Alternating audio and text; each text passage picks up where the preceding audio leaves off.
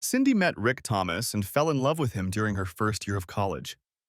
He was funny, energetic, and knew how to make her laugh like no one else. He came up with funny ways to surprise her and always seemed to know the best way to show her how much he cared. Sometimes they would just walk around on long Sunday afternoons or sneak into one of the empty classroom buildings on campus where they would sit and talk for hours.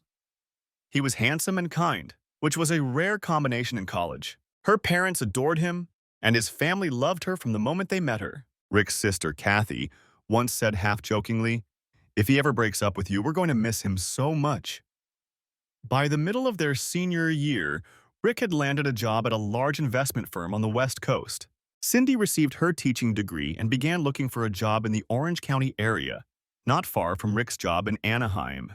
She was hired by a local school district as a 7th-grade math teacher. To celebrate her new job, Rick took her to dinner in San Clemente overlooking the Pacific Ocean. Before dessert, he got down on one knee and asked for her hand in marriage. The ring, as befitted Rick, was magnificent, just under 2 carats, in a gold setting that had belonged to his paternal grandmother. Cindy cried with happiness, hugged Rick as tightly as she could, and whispered in his ear, "Yes, yes, forever." And the people around them burst into applause. 9 years passed. Cindy was 32 years old and the mother of twins, Michael and Sarah. They were 6 years old. Cindy continued to teach, but she was tired of the low pay and long hours. Although she enjoyed some aspects of her job, being away from her family and putting up with her idiotic parents convinced her that enough was enough. Both she and Rick were good with money, so Cindy was able to quit her job, even if it took her a year to get back on her feet. It took only 5 months, and it happened completely by accident. Cindy kept in touch with her best friend from college, Kelly. They met during their freshman year and hit it off right away. They ended up living together for all 4 years. After college, they lived together for 9 months while Cindy was engaged to Rick. If Cindy was fun and adventurous, Kelly was a real whirlwind. It's hard to say that Kelly was risky because she didn't seem to know the meaning of the word. Along with her free spirit, Kelly lacked a sense of planning or long-term thinking. She enjoyed the moment and rarely, if ever, thought, "Maybe I should stop and think about where this might end up." Kelly's DNA, devoid of the look-before-you-leap principle, led them into many adventures. Fortunately for Kelly, she had Cindy to support and care for her. More than once, Cindy saved Kelly from potential trouble. Kelly would fly into a rage and then thank Cindy for being her beloved and needed friend. And in one such instance, Cindy was there to pull Kelly out of the fire, if necessary, and, as it turned out, inadvertently set her career on a new course. It was late January when Kelly called Cindy and asked her to accompany her to a wedding that was to take place in 3 weeks. Kelly's boss was getting married in Napa, and she had been invited to the celebration. She really wanted to have fun and see what adventures might happen, but she had matured emotionally and realized that it was better to have a loved one by her side. "It'll be so much fun, Cindy," Kelly begged her friend. "Lots of wine, dancing, and a bunch of cute young professionals. He's marrying the twin sister," a nickname Cindy had given Kelly. "And who is he so happy for?" "Oh, don't be so modest," Kelly replied. "Let your beautiful blonde hair down. A little fun away from Rick and the kids might perk you up a bit." "Thanks, sis. Maybe we should take him with us." "Sorry, girl, but the invitation says guest, not guests," Kelly replied, wondering why her friend couldn't be a little more relaxed sometimes. Cindy ended the conversation, promising to ask Rick and call her back. Later that evening, after the children had gone to bed, Cindy brought up the subject with her husband. His response didn't surprise her. "You'd better go take care of her, Cinderella. I'm sure it'll be fun. Maybe stop by Froggy's Leap and pick up a case of their 16th cab." When she asked about the kids, Rick replied, "I wanted to see Mom and Dad. We haven't seen them in 4 months, so they're not going to pass up a long weekend with their grandchildren. Take care of your friend and enjoy the weekend without the twins, baby." She wondered what she had done to deserve such a kind and generous husband. 3 weeks later, a slightly disappointed Cindy sat at a table in one of Napa's fine wine cellars. She watched Kelly dance with one of the groomsmen, who was probably 8 years younger than her. Without taking her eyes off her cheerful friend, Cindy chatted with one of the bride's cousins. They exchanged opinions about weddings and noted that this one had started late and was generally disorganized. Cousin Sally remarked, "Someone with good event planning skills could have done a great job with this." The comment made Cindy think, And at the same time, she wondered how she could get Kelly away from her 22-year-old dance partner, who clearly wanted more than just salsa. It took about 6 months to get everything organized, but in the end, Cindy started a new career by opening her own event planning agency, We Plan, You Play. She was a natural organizer. Her plans and their execution were always flawless, so weddings, meetings, business gatherings, and any other events she organized went off without a hitch. She researched several good companies, did all the necessary research to find the right niche, and threw herself into her new hobby with tireless enthusiasm. After 2 years of work, she began to thrive on small weddings, especially those on the beautiful California coast. It was then that she met Bennett Davis. Bennett owned and operated 3 luxury boutique hotels, each of which was ideal for weddings. One of his hotels was in San Diego, another in Santa Barbara, and the third on the Monterey Peninsula. And his business was thriving. He worked hard, had excellent staff whom he paid well, and demanded perfection from.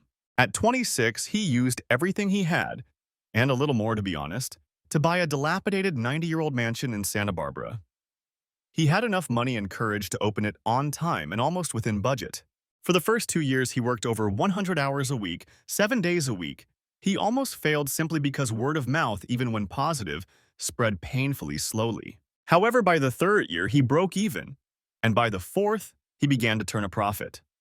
3 years later, he opened a store in San Diego, and 2 years after that, another in Monterey. 14 years later, he was still serious about his business, working long and hard, but he was known for knowing how to have a good time, especially when good wine, dancing, and the opposite sex were involved. According to women who knew him well, Davis was a CBNA, a confirmed bachelor, but not a jerk.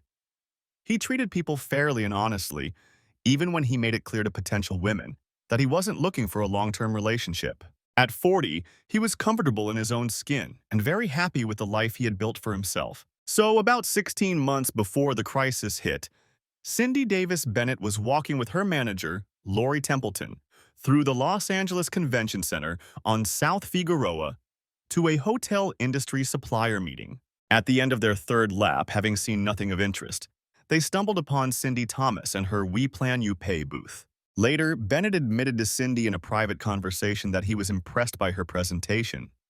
But it was her bright blue eyes and mischievous smile that caught his attention. Later, she confessed, only to him, that when she saw him, she very discreetly looked at him twice because, in her words, he was handsome but didn't look like a jerk. They struck up a conversation that lasted 45 minutes. He behaved professionally, but there was an immediate mutual attraction between them. He asked her difficult questions. What was her work experience? Who were the key members of her team? How did she interact with company management? What was her worst experience and why? What was her best experience and why? How did she determine overhead costs and profit margins? He also didn't hesitate to ask a few random but somewhat personal questions. What is your favorite wine? Can you dance? Beach or mountains? He noticed her wedding ring but simply enjoyed the conversation while deciding whether he wanted to do business with this person. For her part, she responded enthusiastically to his questions. She could see that he knew his stuff but didn't take himself too seriously. She also liked his more personal approach. Pinot Noir, only from the Willamette Valley, preferably 2014. Specifically, Evening Land La Source from Eola Amity Hills. I can waltz if I have to, but I prefer the twist and tango, but only with my husband. Mountains in the summer, any quiet beach in the summer. She smiled, but decided not to ask him any questions. Lori Templeton took it all in with an ironic smile. She knew when her boss was genuinely interested in someone. He was very polite and friendly to everyone he met, but when he really wanted to talk to someone, he leaned in slightly. When they finished talking and exchanged all the necessary information, Bennett said, "Mrs. Temple and I are going to have dinner at Fogo de Chao in a couple of hours. Would you like to join us?" Lori noticed that he had used her last name, which was unusual for him, and decided that he wanted Cindy to understand that his intentions were not inappropriate. Cindy dismissed the idea, saying that after she finished cleaning the display window, she would go home to Rick and the twins and then go to bed.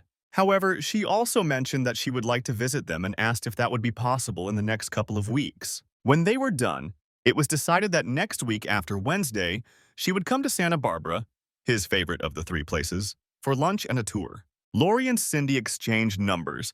Cindy shook both their hands and ended their first meeting. As they left, Lori kept looking at Bennett. He could feel her gaze. "What?" he asked as innocently as possible. "I guess you noticed the ring on her left hand." "Well, a man can flirt sometimes, can't he?" he replied, pretending to be offended. She didn't look at him, but replied with understanding. "Oh, I see." Cindy's visit couldn't have gone better. She arranged to meet Bennett and Lori for lunch. It was only 120 miles from their home in Orange County to the meeting place, but Cindy had allowed 4 hours for the trip. She managed to make it in 3, so she had a little time to stop by the Old Mission, which was less than a 15-minute drive away. Always mindful of the time, she arrived at 11:45. The maid opened the door, smiled warmly, and said, "Welcome to the Winfield Scott Hotel, Mrs. Thomas." She was encouraged that the hosts were as nice as they were. As she climbed the short staircase to the hotel lobby, she looked up and saw Bennett Davis in pressed khakis and a clean dark blue shirt from M.J. Bale. His shoes and belt were made of fine Italian leather. The clothes accentuated his masculine features. The dark blue color highlighted his dark hair and even darker brown eyes. Cindy rarely paid attention to men other than Rick. She wasn't shy or naive. She just had a man she considered handsome, so most other men didn't compare. Bennett was in the same league in terms of looks, maybe even a step above, and it caught her off guard. She also noticed that Lori wasn't with him. "I'm so glad you could make it, Cindy. I can't wait to show you around and think about how a partnership could benefit us both," Bennett exclaimed, extending his hand in greeting. "Thank you, Bennett. It looks beautiful from the outside," Cindy replied, taking his hand with a warm smile. Perhaps neither of them realized it yet, but the connection they felt when they met in Los Angeles was genuine. Both respected hard work and success. Neither was pretentious or paid attention to smug people. Both strived to be the best they could be, and neither of them placed much importance on appearances. Cindy chose a light but relatively modest black Tory Burch sundress and a pastel linen scarf that accentuated her bright blue eyes. The dress was slightly above the knee, showing off her long legs. Her Stuart Weitzman sandals were comfortable and stylish, and the heels were high enough to bring her closer to 5'7". Cindy was pragmatic. She knew that men like Bennett appreciated a woman's appearance, and that never hurt in business. However, as her friends said, she was as innocent as a dove, but as cunning as a fox. She took Bennett's outstretched hand, and as they walked through the hotel lobby, immediately began asking questions about the property. It seemed that all the employees knew her name, and when they sat down at a table on the terrace for lunch, there was a small vase with California wildflowers in the center. The lavender, dark red, and bright white colors stood out vividly against the white linen and blue Pacific Ocean. Not surprisingly, there was also a bottle of Pinot Noir, which Cindy had mentioned during their first meeting. Pulling out his chair, Bennett thought, "This guy is really good, and I need to be on my toes so I don't make a fool of myself." They chatted for a few minutes about the drive, the recent forest fires, and the magnificent view of the ocean. 10 minutes later, Lori appeared around the corner, smiling and carrying a small folder for the business part of the meeting. Cindy walked over and hugged her. She really liked Bennett, but she also genuinely loved Lori and was happy to see her. They chatted for another 45 minutes over lunch, then got down to business. Cindy limited herself to a glass and a half of wine so she wouldn't get distracted and would make it clear to potential partners that she was there on business, not for fun. After lunch, Lori excused herself, and Bennett spent the next hour giving her a tour of Winfield Scott's. Cindy was no stranger to the place and handled the task with ease. She knew that the hotel was named after the famous shipwreck that occurred off the coast of Santa Barbara in 1583. The ship sank with $1.5 million worth of gold bars, and she joked that perhaps Bennett's luck had something to do with finding treasure. He smiled, winked, and replied, "That's not the treasure I'm looking for."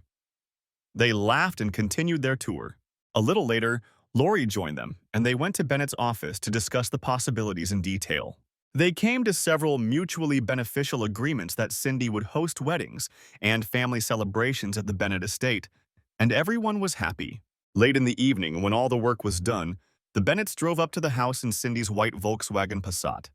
Lori said goodbye to him, and they were left alone. Bennett shook her hand firmly but warmly, perhaps holding it a little longer than he should have, and said, "It was nice spending the day with you and getting to know you better, I know we can build a great business together, but I'm also glad to get to know you better as a person." Then he leaned in and kissed her gently on the cheek. Cindy smiled, thanked him for a wonderful day, and said she would contact Lori about a few weddings she thought would be perfect for the venue. As she drove down the long driveway and out of the estate, she was overcome by a strange feeling. She realized she had feelings for Bennett. She shook her head, trying to push the thoughts away, but the image of Bennett standing at the top of the stairs when she arrived, the small details he had perfected, wouldn't leave her mind. She was still daydreaming when she glanced in the rearview mirror before changing lanes. Out of the corner of her eye, she noticed a book on the back seat. It was one of Sarah's favorite books, which she must have left in the car. The book, The Most Magnificent Thing, lay cover up, and it quickly brought Cindy back to reality. "Oh, girl," she thought, "you spend too much time with Kelly. You're not a 16-year-old sophomore, you're a happily married woman. Get your head out of the clouds." She was genuinely unhappy with herself. She was married to a wonderful man and had two beautiful children. There was no room in her life for frivolous teenage behavior, let alone flirting with someone who wasn't named Rick Thomas. After spending 20 minutes beating herself up, she turned on a podcast about women in business and began to tune out. However, if she had been honest with herself, she would have realized that she had come too close to a dangerous line. Back at the hotel, Bennett went to his office and quickly took care of a few business matters. Then he retired to his room to rest before his evening run on the beach. He stretched out on the bed. He began to think about the day that had passed and, most importantly, about her. She was beautiful, both inside and out. Bennett had dated several beautiful women in his life, some of them even stunning, but none of them were like Cindy. Her eyes, her personality, her walk, and most importantly, the look she gave him as she walked away, were stuck in his head. She was married, damn it, but she was stunning. At that moment, Rick was at home with Michael and Sarah, preparing dinner. He was also thinking about Cindy as he walked around the kitchen, cooking and laughing with the children. It was at that moment that he realized how happy he was. When Cindy arrived, the table was already set, and they enjoyed dinner for an hour, listening to Sarah's story about how she found their neighbor's cat, Ralph, in their yard and played with him until Mrs. Bowling came and took him home. She wondered if they should get a pet. Later, after the children had gone to bed, Cindy, perhaps wanting to make sure she was the only woman in the house, made love to Rick. 6 months and 4 We Plan You Play weddings organized in Winfield Scott passed, but not without warnings. Perhaps it all started with a casual touch on the hand, or Bennett putting his hand on her back as he opened the door for her. Or maybe it was the time they spent together, as Bennett had gotten into the habit of stopping by whenever Cindy had guests over. Whatever the case, Cindy never shied away from his gestures, compliments, or even light flirting. Rick only went with her to see the place once, but that was at the very beginning. And Bennett was out of town on business that day, or so they were told. It was almost 1 in the morning. Cindy and Lori had just said goodbye to the bride's very happy parents after another successful wedding. The cleaners were finishing up when Cindy and Lori sat down on the patio to enjoy a glass of Dom Perignon, left over from the reception. Of course, technically, they could have accidentally taken it from the bar and hidden it in Lori's bag, which had carelessly ended up in the far corner of the huge hotel refrigerator under a box of salad. But mistakes like that happen. "I know it's late," Lori said, taking off the shoes that were killing her feet, "but can we talk for a minute?" "Sure," Cindy replied, imitating her friend and rubbing her toes. "About something in particular?" "You know, I really enjoy working with you and I consider you my friend, right?" Lori asked, a hint of anxiety in her voice. Cindy nodded in agreement, wondering where this was going. "And I don't think I have the right to pry into other people's business without being invited. But I have to tell you something, otherwise I'll feel like I've let you down. Do you mind?" Cindy didn't answer but nodded in agreement. "You know he'll do it to you if you let him," Lori said quietly. Cindy raised an eyebrow but didn't respond, and Lori continued, "I love you both very much, but from the first day we met in Los Angeles, I knew you were the type of woman Bennett likes. To put it bluntly, you're gorgeous, both inside and out. You're a sexy woman with an amazing head on your shoulders, and that drives him crazy. The only reason he's not more pushy is because he respects you and your marriage. I'm not going to say that he'll never ruin your marriage because that's just not true. He may not think that an intimate relationship with you could cause any harm if it remains a secret, but deep down, he knows the tragic consequences it could have. One of the things that makes him so successful in business is his ability to think 5 steps ahead when others are still on the second. That's why he acts calm and doesn't pressure you. But if he decides that this is what you want, he won't hesitate to get you into bed. Cindy listened intently, although she found it difficult to maintain eye contact with Lori, whose gaze was neither accusatory nor judgmental, but not exactly gentle either. Cindy, I don't see how you can do this with Bennett and keep your life. He's not going to take you away from Rick and marry you. You're not going to divorce your husband, abandon your twins, and sail off into the sunset. Bennett isn't a jerk. He won't abandon you, and he'll probably remain your friend for life. He's in love with you and incredibly devoted. It's not just about business, although he's very impressed with that side of you. He likes who you are, but not enough to settle down. You have to ask yourself if you want a family like the one you have now, or an idiot for the rest of your life, because there's a 95% chance he'll destroy your marriage, Cindy replied, tears welling up in her eyes. Oh, Lori, I'm so confused. I don't know what to do. Rick is an amazing man. Even after 10 years of marriage, we laugh easily, have serious long conversations, and have great sex. He supports me and challenges me in the right ways. I can't imagine my life without him, and the thought of hurting him makes me sick. But Bennett, her voice faltered for a moment as she searched for the right words. He intoxicates me in a way Rick never could. I feel like he's dangerous, but in a good way. She paused for a moment and took a couple of sips of champagne. Lori gave her time to catch her breath without interfering. She wanted her new friend to deal with reality on her own, without saving her. Whatever decision Cindy made, it had to be hers alone. Lori had mustered the courage to tell her the truth, but now it was time to shut up and listen. I've never felt overwhelmed by anyone in my life. I fell in love with Rick very quickly, but I can't say I was so in love that I lost control of myself. With Bennett, I feel like I'm losing control. When he looks at me a certain way, I just melt inside. I don't know why, but I know that if the moment is right and he pulls me into bed, I'll gladly give myself to him. She continued. 6 months ago, I would have been offended if someone had suggested that someone else might be more desirable than my husband, or that I might have an affair. I'm not a progressive woman.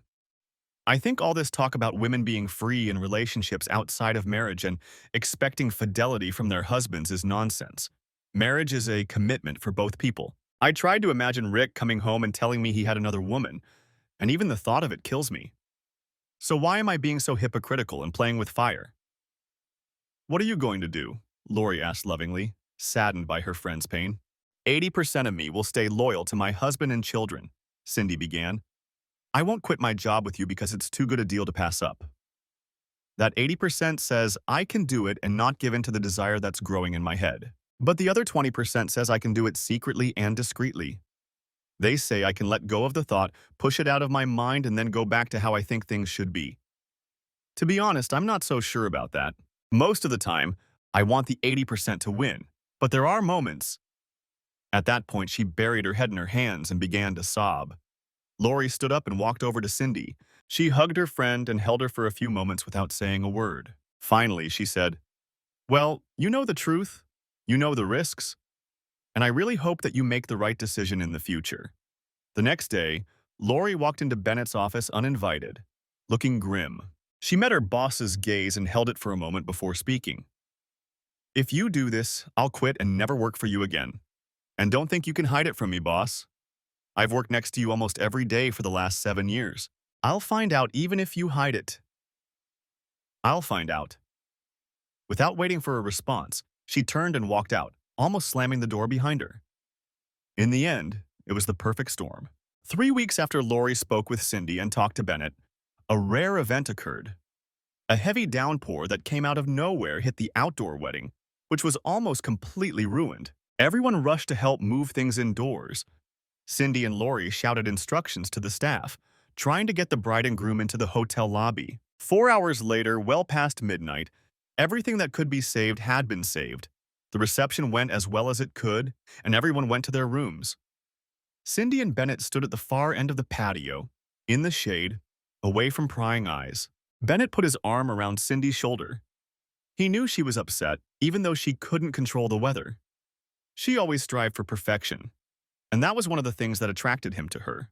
Hugging her and looking out at the Pacific Ocean, he said, "You did everything you could, partner. You can't control nature." And everyone had a good time despite the downpour. Hell, in a couple of years, they'll be talking about this at the Thanksgiving table and laughing about it for years to come. Cindy didn't pull away, but leaned her head against his chest. It felt so good to be so close, to feel safe. 80% of Cindy began to give in. She took a deep breath as if surrendering, said nothing, turned to hug him, and looked into Bennett's eyes. Before leaning in to kiss her, he said, "Think about it carefully. I won't pressure you. You have to want this as much as I do. If not, let's just stay friends and business partners. We can always wonder what if, but if it's not 100% on both sides, we have to stop right now." In the next moment, 80% melted away, the line was crossed, and they both took a step that they would regret for the rest of their lives. "Take me to bed," Cindy sighed. They made their way to the bedroom and lay down on the bed. Then they started talking. How would they keep this a secret? What precautions would they take to ensure that their dates didn't come to the attention of outsiders?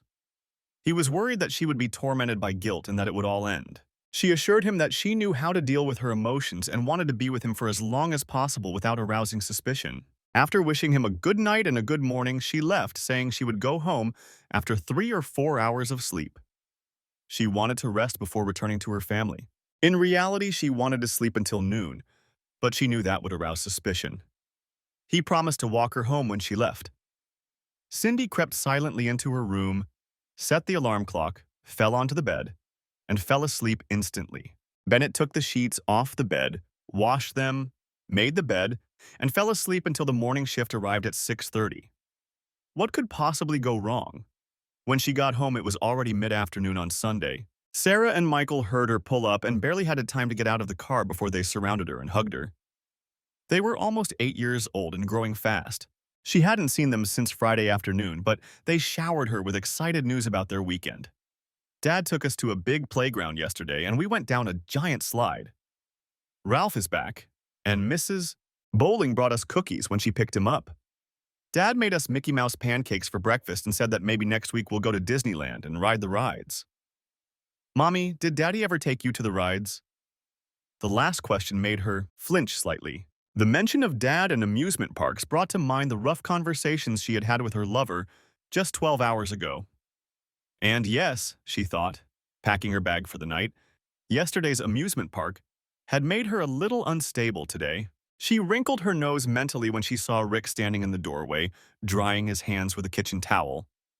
He was wearing Adidas shorts and one of his cycling t-shirts. "Damn," she thought, "he looks so good, what the hell am I doing?" Putting down her bag and hugging him, she said, "Hi, honey, the wedding was tough. I'm so glad to be home and in your arms. I hope the twins weren't too naughty. We always miss you, Cinderella. But I love spending weekends with the kids, and I'm so glad everything's going well at work. I was watching the radar when the news mentioned the storm and thought you must have a lot on your plate. Let me pour you a glass of wine and massage your feet." Son of a bitch, she thought. His favorite nickname for me. He loves the kids so much, sacrifices himself so I can do my job.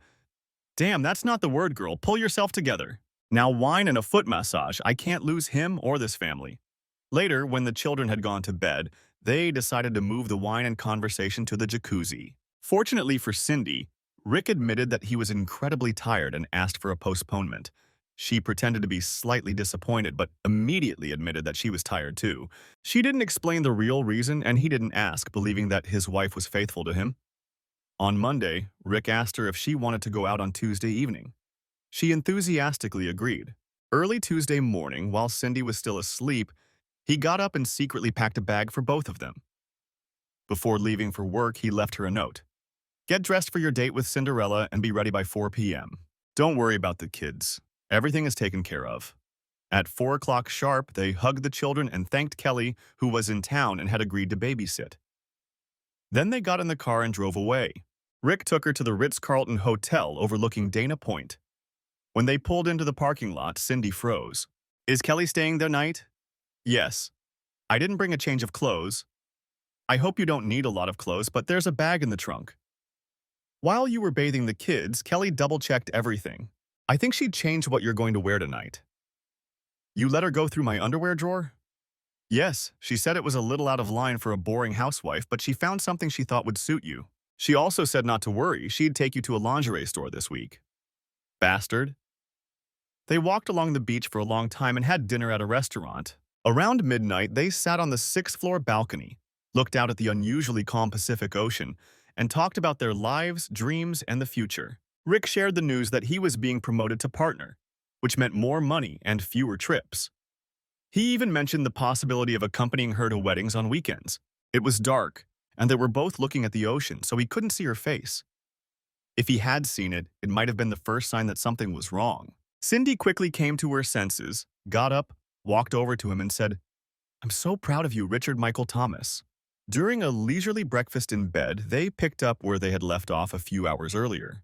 "Honey, I'm so proud of your upcoming promotion, and I'd love for you to accompany me on trips from time to time, but I hope you don't think I should give up my business because we can afford it." "No way," Rick replied. "I know how much you love your job, and your career is just as important to me as mine is to you. You're great at what you do, and I want you to grow this business the way you want to." "How did I find such an amazing guy?" she wondered. "I can't ruin this. Bennett and I need to rethink our plans so that they're perfect." Her complete lack of logic and love was on her mind. She didn't feel a shred of guilt, only a desire to make this dream come true. Later, she wondered how she could have been such a selfish idiot. Men are often accused of not thinking with their heads, but Cindy was actually doing just that. When she turned 30, her libido was on the rise, and she somehow convinced herself that she could have it all and no one would get hurt. She was sure that Bennett and she would break up in a few years. She knew there was a deep emotional connection between them, but Bennett would never fall truly in love, and she would never leave her family. He would find another woman to live with, and she would enjoy a long life with a loving husband. School, college, marriage, and grandchildren, it all seemed to be part of her plans. Never, even in her wildest dreams, could she have imagined the tragedy that was about to unfold. The next month, Rick was promoted to partner. She played another wedding, this time at a hotel in San Diego, and spent a long time discussing with her lover how to secure their relationship. Cindy had been taking birth control pills for 2 years. When she started her business, she and Rick decided that they had 2 wonderful children, and that was enough for both of them. At the end of June, everything started to fall apart. Bennett and Cindy were in his office at WS discussing the new terms of their agreement. Bennett initially offered Cindy bonuses if she brought in more orders than expected. They could have become lovers, and their affair continued until now. But as they always said in the Mafia, it's business, nothing personal. And Cindy reminded Bennett of their agreement. He complained that he had underestimated her business acumen, but agreed to pay her everything she was owed. At that moment, Lori appeared in the doorway. "I'm glad I caught you two together. I need to talk to both of you," Lori said, not waiting to be invited to join the conversation. She sank into one of the leather armchairs and continued. "Bennett, remember our conversation 4 months ago? I told you that if you two were seeing each other, I would leave." Cindy's face first showed surprise, then horror. Bennett was the best poker player and kept his composure. That you ignored that warning or simply chose sex over me was surprising, but I suppose inevitable. On the night of the hurricane, I was sitting on the second-floor terrace sipping a glass of wine when you kissed her, and you, looking at Bennett, picked Cindy up and carried her to your bed. It was one of the saddest moments of my adult life, not just for me, but for what I deeply believe could have happened to both of you. I'm not judging, but I can't be a part of this." Cindy started to object, but Lori raised her hand to indicate she wasn't finished. "Actually, I think I am judging. I think what you're doing is short-sighted and childishly selfish. You're acting like teenagers, thinking only of your own pleasure and not of the more serious consequences." The following Monday, I started looking for a new job. The only reason it took so long was that I had to consider several good offers. In early August, I'm moving to Austin, Texas, and will be working for an event planning company. Then she turned her gaze to Cindy. "Please remember that I warned you, Cindy. It may not have come to a head yet, but don't think that Pete won't come and demand his share. I'm disappointed in you, even though I've known you for less than a year. You seem to lack common sense, not to mention loyalty to the vows you made before God, your family, and your friends when you married Rick. He doesn't deserve what you're doing to him. I won't involve your children in this because, frankly, when I think about the damage it will do to them, I want to cry." Lori finished, addressing them both. "I will conduct myself professionally. I won't let this affect the good years we've had together, and I intend to fulfill my obligations." Bennett visibly flinched at her words. "But please, talk to me only about work, not about what you two are doing. Don't make excuses or cause a scene." There are wonderful people working here, and I know they don't deserve to be dragged into this. I'll tell them that I simply couldn't turn down this offer, and I'm sure you'll find an excellent replacement. In my opinion, Sharon would be a good choice, but the choice is yours. Thank you for 7 wonderful years, and I wish you both every success. With that, she stood up and left the room. Tears streamed down Cindy's face, and Bennett hung his head and muttered, "Damn it." They sat in complete silence for several minutes, a light breeze blowing through the open French doors. They had planned to spend the evening together with all that entailed, but now that was clearly not going to happen. Neither of them knew what to say. Finally, Cindy wiped her eyes. "Bennett, I'm going home. Now is not the time to sort out our relationship.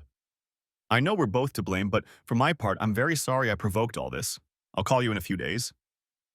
She stood up, left his office, and left the hotel.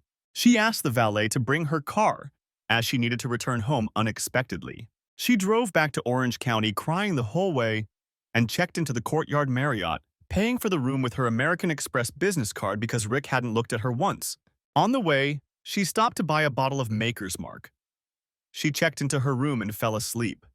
The first stone had been cast.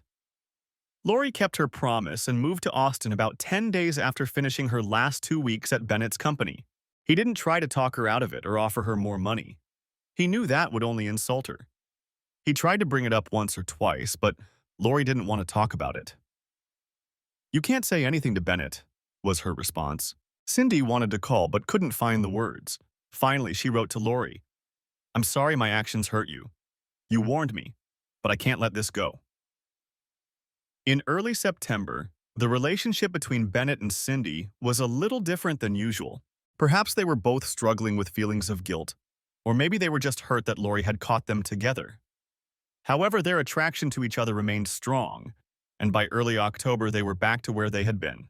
On Saturday evening, after a late wedding, they had an unusual amount of time to enjoy each other's company. They left WS and drove Bennett's BMW M8 to the coast, to a secluded VRBO cottage overlooking the Pacific Ocean. "My God, it's beautiful here," Cindy whispered, snuggling up to her stallion. Before leaving, Cindy told Rick that she was going to explore the Monterey area and would be back no earlier than late Sunday evening. That was true, except that she hadn't told him she would be traveling with her lover. Bennett checked out of the hotel late, at 2 in the afternoon. So on Sunday morning, they strolled along the beach and had lunch before heading home. On the way, they stopped in Big Sur and had a glass of wine. For the remaining 5+ hours of the drive south, Cindy felt so happy and full of life that she marveled at her good fortune. Her business was thriving, her children were healthy, she had 2 wonderful men in her life, and she was confident that Lori's fears were unfounded. It had been 15 months since she had met Bennett, 8 months since their illicit affair had begun, Cindy didn't call it that, and everything seemed fine. The selfishness with which she regularly betrayed and deceived Rick kept her on edge. She was so detached from reality that she believed her monthly trysts with Bennett were good for her as a wife. She was about to find out how wrong she was. On the first weekend of December, Cindy organized a wedding at Bennett's Hotel in Monterey, east of Berwick Park. The Spanish Moss Hotel was a little smaller than Bennett's other establishments, but it was perfect for a wedding for 50 people. There were 38 guests at the wedding in Carlisle, which meant 2 things. It was very easy for Cindy to organize the event, and not all the rooms at the hotel were booked. If Bennett had looked at the reservation list, he would have noticed that Mr. Thomas had booked the Belladonna room with an ocean view, a large hot tub, and a king-size 4-poster bed. Mrs. Thomas was not on the list. Mr. R. Thomas, a new partner at his investment firm, was planning to surprise his wife and join her for the weekend. He had taken care of all the details, including fresh flowers, Cindy's favorite wine chilled to the perfect temperature, and the finest bath oils.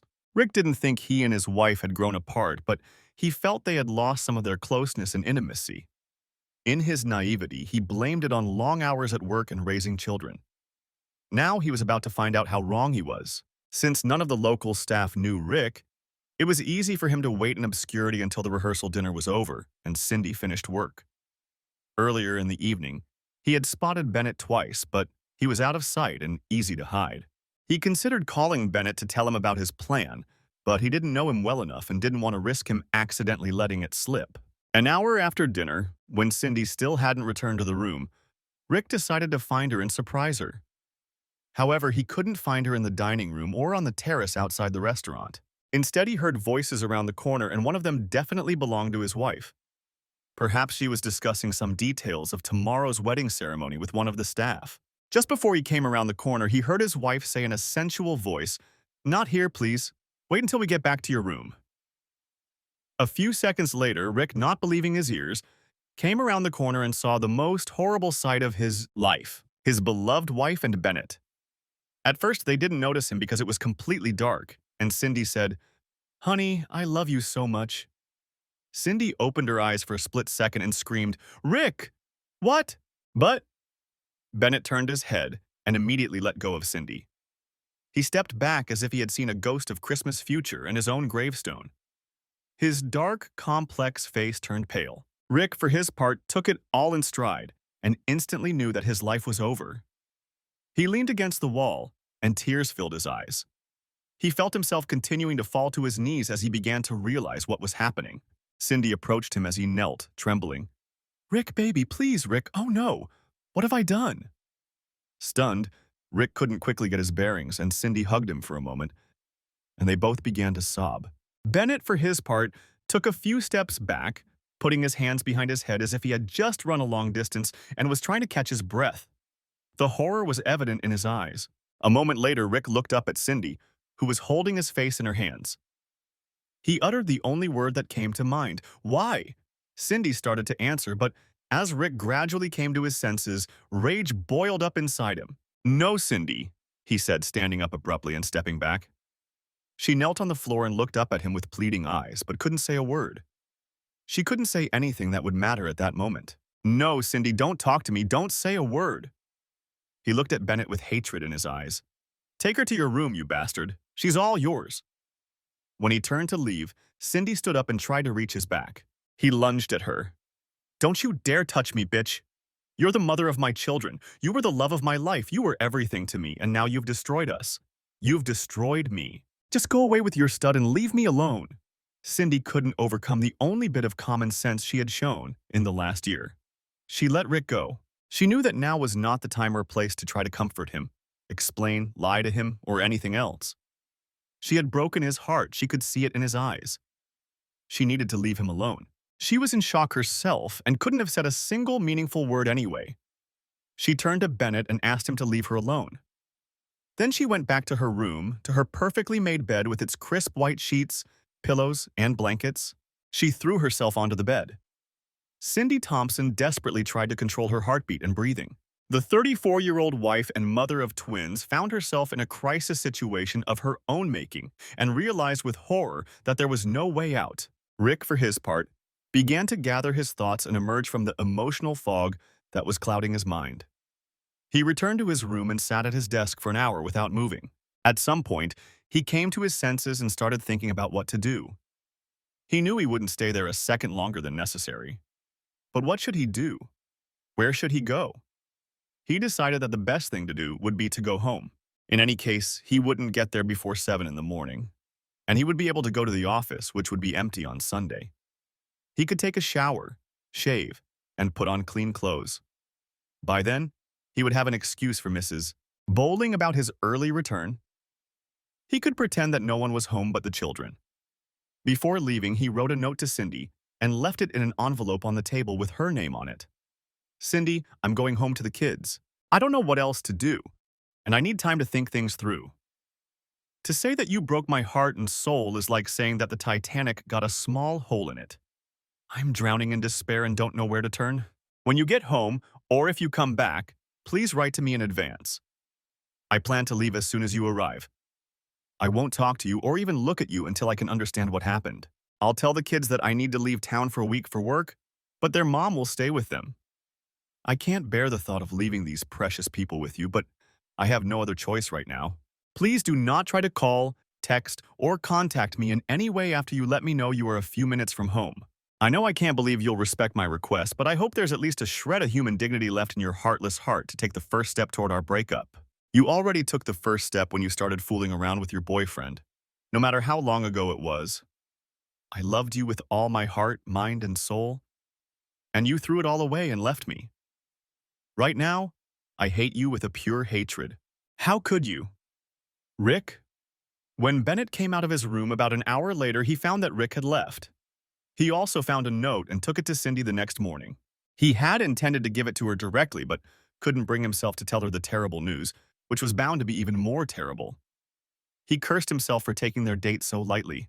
He had always been on guard. He had to be on guard to prevent a possible disaster, but he hadn't done it. And now the person who was so dear to him was broken, and he was powerless to help him heal. Later, when her sobbing had subsided and she had calmed down a little, he crept into her room and placed a note on her nightstand. Then he went and stood guard at her door. Why, he didn't know, but he felt he had to do something. Cindy woke up around 6 in the morning after 3 hours of tossing and turning. She wasn't going to sleep, but the emotional turmoil had exhausted her. She got up, washed her face, and went to the bathroom.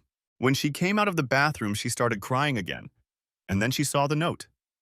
Cindy was proud of herself for being strong for herself, her family, and her friends. But when she looked at the envelope, she was completely confused. She already knew that everything was going to be bad, even terrible. And at the same time, she understood that she deserved the message Rick had left her. Quietly, with tears in her eyes, she sat down on the bed, opened the envelope, and read it. Then she collapsed on the floor again, unable to hold back her sobs. Bennett entered the room, knelt down beside her, and hugged her. She pressed herself against him. Deep down, she wanted to blame him, to unleash all her anger at him for seducing her. But she knew that their relationship was a two-way street. She remembered how he had first demanded her consent, threatening that if she refused, it would be over immediately. She also remembered Lori's warnings. No. Cindy realized that she was many things, including a very bad person, but she was not a victim. She had made her choice and now she had to live with it. I'll go home as soon as I can pull myself together, Bennett. I don't know what will happen, but I have to deal with it. I know, Cindy. I wish things were different, but I know you well enough to know that you won't run away, hide, or blame others for your decisions. You're an amazing woman and friend, and if I could take that away from you, I would, but I know I can't. Just know that I'm always here for you. Thank you, Bennett. I sincerely hope that this doesn't cause you any pain, but who knows? I'll call you and let you know how things go. But I think we should both prepare ourselves for the possibility that we may never speak to each other again. He hugged her tightly, as a friend, not as a lover, and simply said, I know, then stood up, walked out of the room, and quietly closed the door behind him. He asked the staff to bring her car, but to leave her alone. She had a difficult family situation, and she was a little upset this morning. The new employees shook their heads and went about their business. The veterans weren't fools. They knew who Mr. Thomas was and what had happened. The rest of the day, a heavy cloud hung over the entire neighborhood. When Cindy was 15 minutes from home, she texted Rick, Is there any chance you can come back after the kids are asleep so we can talk? It's all my fault, but I hope we can work this out. Cinderella, Rick replied, I'm ready. The kids are already in bed. This is our last contact until I get in touch with you, Cindy. Please respect my request. She burst into tears again, realizing that the name Cinderella would probably never come out of his mouth again. She was no longer his loving wife and best friend. She was his whore of a wife who had insulted him in the most horrible way, in the arms of another man. What would become of them all? At the end of the longest week of Cindy's life, Rick called her. She answered the first ring. Hi, Rick. I'm glad you called, she said, her voice full of hope. His voice was even. Cindy, I'll be home around 5. I haven't worked all week. Something came up. He choked up but didn't have time to catch his breath, and there was a heavy pause. She waited. I'll pretend nothing happened and try to act normal around the kids. I'm praying I'll have the strength to hold out for 3 hours. Then I'll go to sleep in the guest room and won't talk to you until tomorrow morning, when the kids wake up. I'll try to get up early so they don't notice where we're sleeping. Is that okay with you? Yes, Rick, Cindy said quietly. Whatever you think is best. When do you think we can talk? She didn't want to pressure him, but even though she knew it was all her fault, she was desperate to know what was going on in his head. I've arranged with Mrs. Bowling to watch the kids on Sunday afternoon. We can find a quiet spot in the park to sit and talk. I think it would be best if we spend all day Saturday with the kids because we don't know how many days we have left with them, if any. His words, if any, caught her off guard like a sudden punch in the stomach. The pain in his voice made her want to cry. She had never heard anything like that from him before. He had always been strong, even when things were tough, but things had never been this tough before. Betrayal is a cruel master. Okay, honey, was all she said. Cindy, Rick replied, in such an even, emotionless tone that she trembled to her core. Please, never speak to me with kind words again. I'm not cute, I'm not a child, and you're certainly not my Cinderella. We are two grown people caught in a terrible nightmare and we won't be able to wake up anytime soon, if ever. Never say words of love or affection to me again when, Ian, I'm begging you. He hung up without waiting for a response. Cindy sank into the chair, her shoulders shaking with sobs. Somehow they got through Friday with pizza and a movie, even laughing a little at Michael's description of why he thought the family needed a dog. Saturday was more of the same. They pretended everything was fine. Once or twice, they thought Sarah sensed something was wrong, but they redoubled their efforts and tried their best to look like a loving couple in front of the children. The worst moment came when Michael suggested all hugging together as they walked along the beach. Rick's indifferent gaze almost broke Cindy, even though he hugged her tightly, hiding his true feelings. Sunday was spent eating pancakes and lounging around in pajamas. Rick announced to the children that Mom and Dad were going away together, and that Mrs. Bowling would look after them after lunch. Sarah and Michael were not thrilled with the idea. They wanted to spend more time with their family, but Dad was adamant, and they ran off to their rooms to change for the rest of the day. When they arrived at the park, they walked around for a while until they found a quiet spot away from the road with a small picnic table. Rick sat facing the park across from Cindy. How typical, she thought. He always wants to see people around him, so he knows he's not in danger. I'd like you to speak first if you don't mind, Rick began. I'm afraid that if I start, I won't be able to control what I say. I promise I won't interrupt you, and I want you to say everything you want to say. How long that takes, 5 minutes or 50, is up to you. It's important to me that you have time to get it off your chest. If you don't mind, start when you're ready. Cindy thought for a moment. It felt like a negotiation, and she never wanted to speak first in such situations. However, it was her fault, so it was only right to let Rick lead the conversation as he saw fit. Sure, Cindy replied, trying to support his desire. I don't know where to start, Rick. I've been thinking about what to say since last Friday when... She left those words unspoken. She couldn't bring herself to remember that moment and the horror, pain, and utter despair she had seen in his eyes. You deserve the truth, and I'll do everything in my power to tell you everything. I've been in a physical relationship with Bennett for over 8 months. He buried his face in his hands, but then looked up as if to say, go on.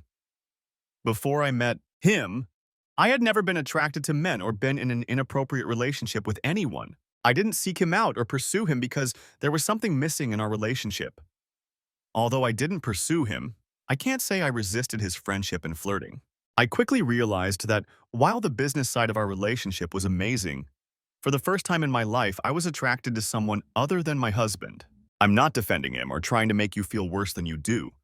But when we were together for the first time, he stopped me before our first kiss and made me decide whether we were going to continue or not.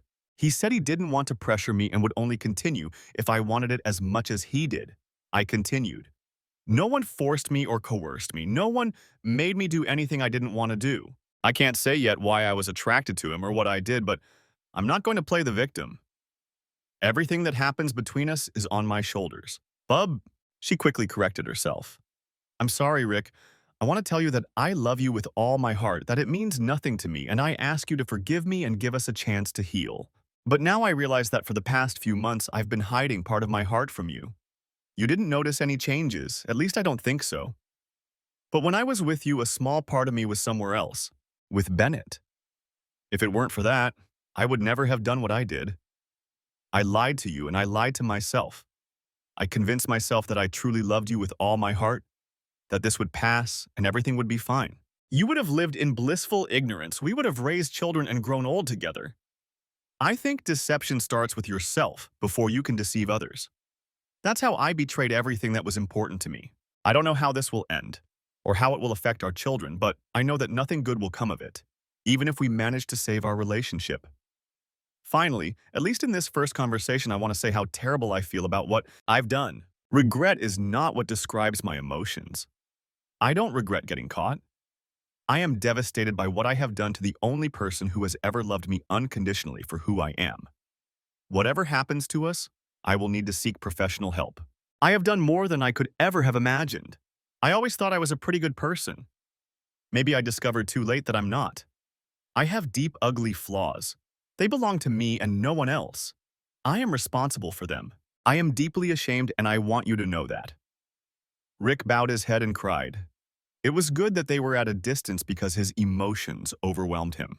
Joy, satisfaction, friendship, love, and mutual respect disappeared from his life and were replaced by despair, grief, loss, humiliation, and emptiness. He wanted to respond with anger, to yell at her and scold her, but he couldn't. Perhaps she would have preferred his angry tirade to the quiet sobs that escaped his lips. Once again, she realized how much she had taken from him. 10 minutes that felt like 10 hours passed before he finally gathered his strength and spoke. His voice was barely audible, but there was no weakness in it. There was confidence. Cindy, I don't know if this is the last time we'll talk alone as husband and wife. I'm still trying to figure out my feelings. I appreciate that you didn't show me even more disrespect by saying that you love me, and that it was all a mistake, just sex, nothing more, etc. I'm grateful to you for being honest about what happened. At least I assume you're being honest, but I guess I'll never know for sure. This time, Cindy buried her face in her hands in despair. What he said was true, but it hurt so much. She fought the urge to look at him as he continued. For 8 months, you entertained Bennett behind my back once a month or more. You're right. I knew nothing about what you were doing because I trusted you with everything. My love, my heart, my life. I know I can never trust you again. Cinderella is dead, and there will be no prince on a white horse. I have never been in despair in my life, and I hate this feeling, but it seems to me that it is the only honest, unspoiled feeling I recognize in my heart. I don't know what I'm going to do, but I'm not going to divorce you now or anytime soon. A psychologist once said in a lecture, if you are married, have children, and are thinking about divorce, go out and throw yourself in front of a bus. Children cope much better with loss than with the choices that divorce brings. That always seemed true to me, but I never thought I would be in a situation where it applied to me. However, the alternative, playing family for the next 11 years until the twins finish school and go to college, is unacceptable to me. I can't bear the thought. I can't look at you, let alone pretend we're still together. So, 48 hours into this disaster, I'm stuck in a hopeless situation, and I'm desperate. I don't see a way out. I'm going to see a therapist this week and see what she recommends. Cindy looked at him hopefully. As if reading her mind, Rick quickly added, I'm not doing this for you or for our marriage, but for my own sanity, and in the hope that I can find a way to preserve at least a shred of dignity and love for my children. Rick fell silent, and Cindy asked, where are we going to live? Should we get a hotel or a small apartment? I want us to stay in the house for now, Rick replied. I think if I go away on a business trip once a week to get some rest, and you go away for 2 working weekends next month as usual, I can live with that. What you do, where you go, and who you spend your time with when you're gone is up to you. I'm not going to worry about you right now, so if you're better off in Bennett's arms, go ahead. Rick, I'm not going to, Cindy started to protest. Rick signaled her to stop talking. Please stop, Cindy. You're acting like you're talking to someone who cares about what you do, who you hang out with, how you feel, and how you treat men. The only way I can breathe right now is by taking care of you the way you took care of me for the last 8 months. You didn't care about me or my life, and now I'm doing the same to you. Maybe a therapist can help me find a better way to protect myself, but for now, you're on your own. For the next half hour, they sat there crying and saying nothing. No hands across the table, no comforting words like, we'll figure this out. Arms crossed, heads down, tears. Laurie's prophetic warning came true. The treasurer arrived when he was called, and the amount was more than Cindy could pay. At that moment, she couldn't understand that he hadn't come completely. For the next month, they lived in an unreal reality.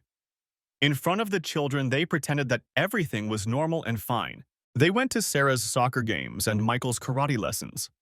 At the parent-teacher conferences in the middle of the month, they were convincing.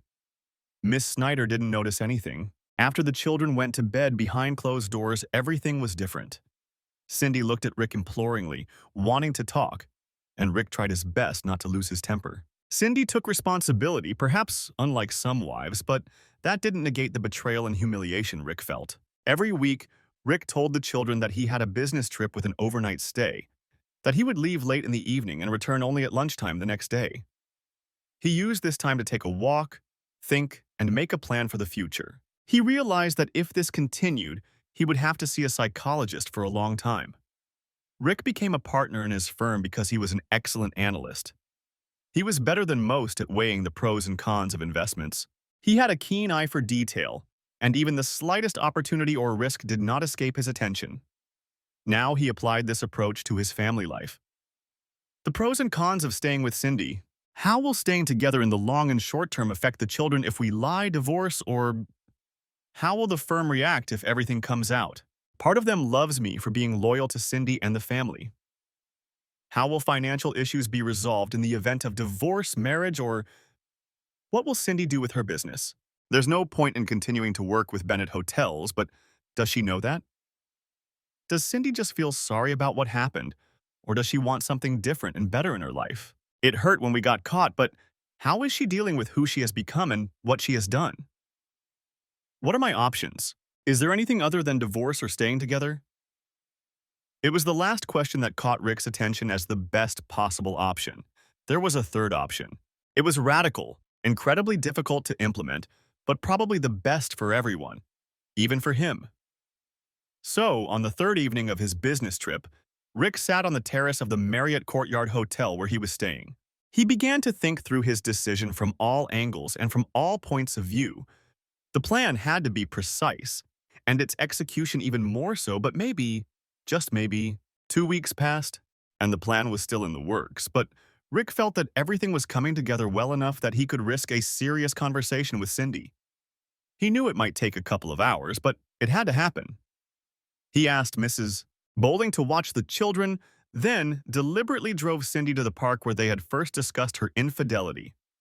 Returning to the same picnic table where the whole disaster had unfolded, they continued their conversation. Rick began. Cindy, I know the last few weeks have been terrible for both of us. I appreciate that you respected my request to give me some time to think. I want to share some things with you and then give you a chance to respond. I hope you don't mind. Cindy nodded in agreement, and he continued. I don't want to go over everything that happened, especially that night when I caught you with your boyfriend Bennett. I've already told you that I'm broken to the core. I'm not a perfect man or a perfect husband, but I've always been 101% committed to us and our children. I've never cheated on you, even when I flirted with other women. The thought of someone else taking your place in my heart is unthinkable to me. I was smitten from the first day I met you, and I thought you felt the same way. We're together. We don't need anyone else. I just always assumed we would grow old together. I was wrong to think you were so devoted to us and that we had a chance to remain husband and wife. Cindy looked at Rick with longing in her eyes.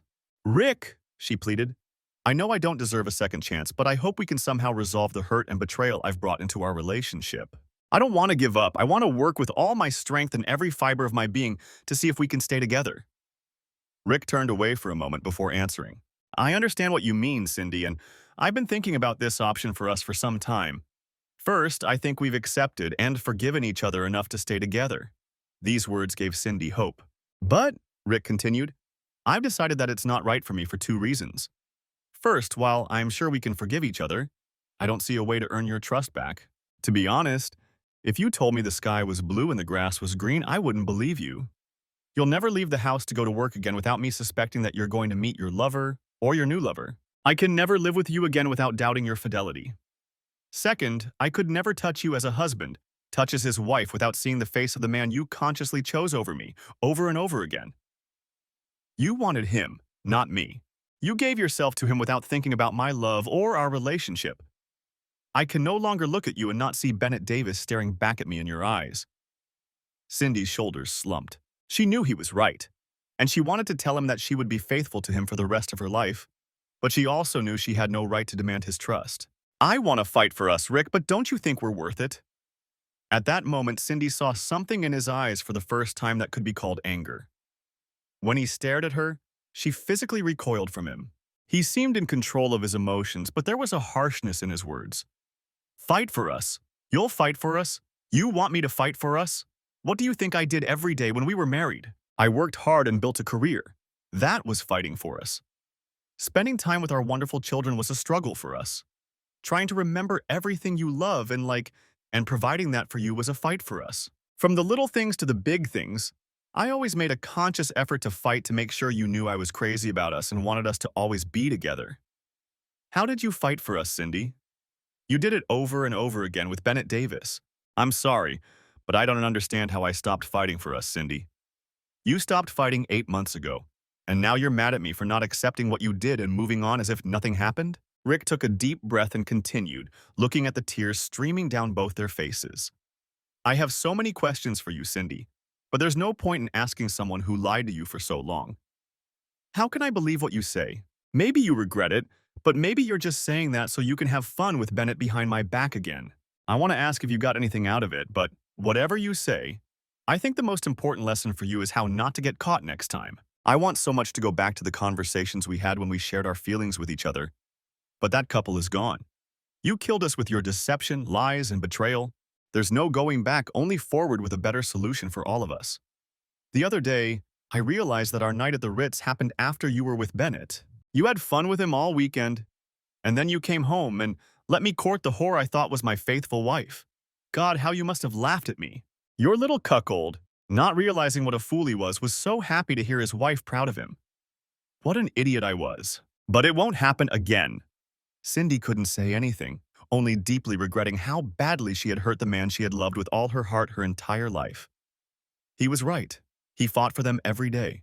It was she who, with her infidelity, spat on his love. She was heartless toward the husband she had adored just a year ago, but her infatuation, lust, and selfishness had overshadowed all that. Will you divorce me, Rick? She finally asked when she could form the words. No, Cindy, I won't divorce you, but I don't intend to stay married to you either. I'm working on a solution that I think will work for everyone. It will be painful and involve losses, but I believe it's the only acceptable solution. I promise I'll explain everything to you in a few weeks. I won't tell you what to do, Cindy, but I will explain my steps and my path in detail. I won't ask for your opinion on my decisions because, frankly, I don't believe you have my best interest or the best interests of our children at heart. When you understand my decisions, you can make your own. I won't try to control you. But how will I know if you don't share this with me now? Cindy asked, genuinely confused by the direction the conversation had taken. She wanted so badly to reach out, hug him, and hold him close, but it seemed like that would never happen again. Rick looked her straight in the eye with a dead calmness, an almost painful sense of acceptance of fate, and replied, "You'll know." They talked for a few more minutes, Cindy gently prodding Rick for vague explanations, but he didn't give in. He was sure she would understand everything herself when the time came. A few months ago, my friend and colleague Lori warned me that if we danced to his tune, eventually the piper would come and demand payment. Looks like she was right. Rick was surprised to learn that Lori knew what was going on and had tried to warn Cindy and Bennett. It only hurt him more. So you were warned before you started messing around with Bennett, but you didn't stop? You didn't come to me to talk about your problems? You just kept going? Tears were already streaming down his face. Her husband was sobbing. Cindy burst into tears again and buried her head in her hands, unable to hold back her sobs. Rick stirred, and she thought maybe he would come over and hug her. God, please let him come over and hug me, she prayed silently. Instead, he stood up and walked over to her, crossing his arms over his chest. When she looked up, he said, "The trumpet player came by and demanded at least partial payment. Maybe someday we'll be able to pay him back in full." 2 weeks and 4 days later, Rick left on his weekly business trip, where he had time to be alone to sort himself out and work through his pain. He hugged and kissed the children goodbye, and Cindy thought he seemed a little sadder than he had been the last few days. It must be hard for him to say goodbye even for a day, she thought. Cindy slept better that night because she took melatonin, which helped her fight insomnia. Rick suggested she'd leave the children with Mrs. Bowling and her cats for the night. She had become almost like an aunt to the children. Rick suggested she have a couple of glasses of wine to help her sleep. Cindy agreed, and Mrs. Bowling happily welcomed her little friends. It was 5:30 in the morning, and her cell phone had been ringing nonstop for 3 minutes before she heard it, opened it, and answered. The screen flashed 911. "Hello," Cindy said, trying to wake herself up. "Is this Cindy Thomas, Richard Thomas's wife?" asked a professional voice on the other end of the line. Cindy sat up abruptly in bed. No one called him Richard. Yes, this is she. Is everything okay? I'm sorry, Mrs. Thomas, but let me confirm. You live at 918 South El Camino Court, correct? Yes, she almost shouted into the phone. And can you tell me what kind of car your husband drives? A dark gray 2019 Lexus ES. Why? Mrs. Thomas, I regret to inform you that your husband was involved in an accident on Highway 79 in California, west of Pacific Crest Trailhead near Warner Springs. Oh no, my God, Cindy exclaimed. Is he okay? Is he in the hospital or in an ambulance? I'm very sorry to tell you, Mrs. Thomas, but the accident was fatal. I don't know any other details, but his body is being transported to the University of California Medical Center in San Diego and should arrive there within the hour. Please accept my condolences. Cindy was stunned and couldn't move or even comprehend what she had just heard. Then her head exploded with the news, and her screams could be heard throughout the neighborhood by everyone who was awake at that hour. She cried and screamed into her pillow for almost an hour until she was exhausted. Finally, she began to come to her senses. She had to tell the children, but when and how? She needed to call her mother and Rick's parents in Denver. She needed a friend, but she didn't know who to turn to. She needed to get to UCSDMC immediately. But could she drive? Kelly was on a business trip in Europe, so she wouldn't be able to help for the next few days, if at all. She splashed water on her face, quickly got dressed, pulled her hair back into a ponytail, and headed for the front door when the doorbell rang. How strange, she thought. So early. It was Brad Stanton, the family lawyer and one of Rick's best friends. He looked like he'd been beaten with a baseball bat. Cindy, I heard about the accident on the morning news. I'm so sorry. With that, she collapsed into his arms, sobbing and shaking violently. Brad held her in the doorway. A moment later, Mrs. Bowling came out of the house in her robe and ran across the lawn with a worried look on her face. Cindy couldn't speak, so Brad filled the pause. Mrs. Bowling began to cry, but immediately pressed herself against the young woman and hugged her. After a few minutes, Cindy began to come to her senses and insisted on going to the hospital in San Diego. I have to see him. I have to see my Rick. Brad and Mrs. Bowling agreed that she would look after the children, quickly let them know where their mother was, and take them to school. They would find out soon enough, but not now. Brad insisted on driving Cindy, and 5 minutes later they were on their way. Cindy's phone was ringing off the hook with calls and messages from friends. She called her mother, who said she would fly out on the first flight. Then Cindy had to break the news to Connor and Lily Thomas, Rick's parents. It was awful. They also promised to fly out on the first flight. They hoped to be there by the time the children got home from school. Cindy turned off her phone, looked out at the Pacific Ocean, and cried again. The next 5 days were hell. She had to explain to the children that, fortunately, their grandfather, grandmother, and Mrs. Bowling had come to help. She had to talk to the authorities, insurance companies. Cindy had 3 separate life insurance policies, arrange the funeral, and communicate with clients who had weddings or family celebrations planned. The list seemed endless. In addition, Cindy was tormented by questions. What was Rick doing at 1 o'clock in the morning on a deserted road an hour away from town? Although no one used the word reckless, he was definitely speeding. Toxicology tests showed that there was nothing in Rick's blood except blood.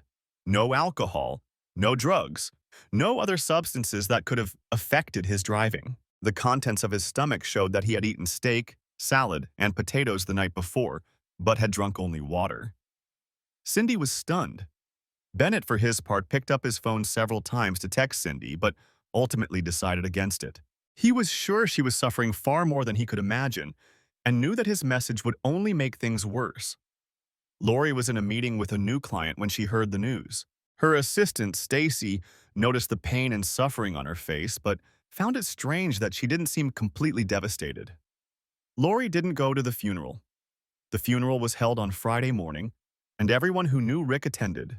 Cindy was shocked to hear what people were saying about him. She knew he was a wonderful man, but as one story after another was told, it became clear that her husband was one of the most loyal friends, caring colleagues, generous bosses, and respected people many of them had ever known. This only added to her despair, because she couldn't help thinking that if she had been closer to her husband, her affair with Bennett would never have happened, and Rick would be alive today. Only she would find out how right she was. Late on Sunday evening, Brad showed up at the house. He spoke briefly with Cindy's mother and mother-in-law, who immediately grabbed the children and ran out of the house. When Cindy came downstairs, she saw Brad sitting at the kitchen table looking like a cat that had just swallowed a canary. Cindy was puzzled by his appearance and behavior. She offered him a drink. He thanked her but declined, inviting her to sit down with him. He began, "Cindy, before I give you what I've been asked to give you, I have two things to tell you. I'm your friend, but I'm not here today as your friend, but as a representative of a client. That client is Rick." Cindy covered her mouth with her hand and gasped. "I'm telling you that my client is Rick because, even though he's dead, I'm still acting as his attorney and handling his affairs, both legal and financial. The second thing you need to know without a shadow of a doubt is that I had no idea what was going to happen to Rick." Cindy found this strange. How could anyone know what would happen as a result of an accident, or even that an accident would happen? Rick understood her confusion. "Rick told me verbally and in writing that if anything happened to him, I was to carry out his wishes. He paid me in full for my work, even though I offered to do it as a friend. He insisted that everything be done legally and properly. I don't know the contents of this note, but I know that this letter is from Rick to you. I was instructed to give it to you and leave before you open and read it." Cindy took the letter from Brad, her hands shaking violently. "What else did he tell you to do?" she asked. Brad looked a little embarrassed but replied, "I'm sorry, Cindy, but that's confidential information between me and my client. Rick strictly forbade me to give you any information about our conversations, my duties, or his wishes. I apologize again." With that, Brad stood up and left without waiting for Cindy's response. Cindy opened the letter, and Piper immediately appeared to collect part of the debt. "Cindy, you already know that I died, and the funeral has already taken place. Brad gave you this note and left. The children are with my parents and your mother. They know not to come home for a few hours, as it will be difficult for you to come to terms with this. This is the third option, Cindy. It's the best solution I could find. I loved you with all my heart, and now that's gone. You took that away from me. I think this is the best thing I can do. 1. You know that 2 weeks ago, I bought 3 acres of land by the lake in Eagle's Nest. That's why I was driving on Highway 79 where the accident happened. The thing is, I bought that land because I got a promotion and we were both making good money. It was supposed to be a surprise for you and the kids, a place where we could build and grow in the summer and on long weekends. 2, of course it's a scam. Buying the property is a cover, but whatever you do, you have to stick to the plan. The insurance companies won't pay out if they find anything suspicious about my death. I stopped by the new cottage on business and decided to get up early and head home. I was in a hurry because I had a meeting with the client at 9:30. I was driving fast and lost control of the car. The insurance companies may dig around a bit, but they won't find anything. Brad will take care of everything if you stick to this story. 3. As for insurance, I changed my will over the last few weeks. 90% of my money will go to a trust fund for the children. They will be able to get everything they need to pay for college and graduate school if they want to. The rest will be given to them when they turn 30 and divided equally. Again, Brad will take care of those details when the time comes. I'm leaving you 10% or about $300,000. So you can live on until you find a job in a month or so. I wouldn't leave you anything if my conscience would allow it. But I understand that you'll have to take care of the children while you pretend to mourn me, so this will suffice. 4. As for our beautiful children, some time ago I told you about the psychologist's advice that children find it easier to cope with death than divorce. I did some thorough research and found several articles confirming this. That's why I couldn't divorce you, Cindy. I couldn't do that to our children. I think one day they will learn the whole truth, and then they may hate me. I hope that doesn't happen, but if it does, they will have someone to explain to them how unfair life can be sometimes. I'm grateful that now and in the foreseeable future, they can grieve their loss without carrying the burden of rejection that divorce brings. 5. I can't give you advice on what to do next. I think you could go back to Bennett, but maybe you'll find someone else. Whatever you decide, please think of the children first and do what's best for them.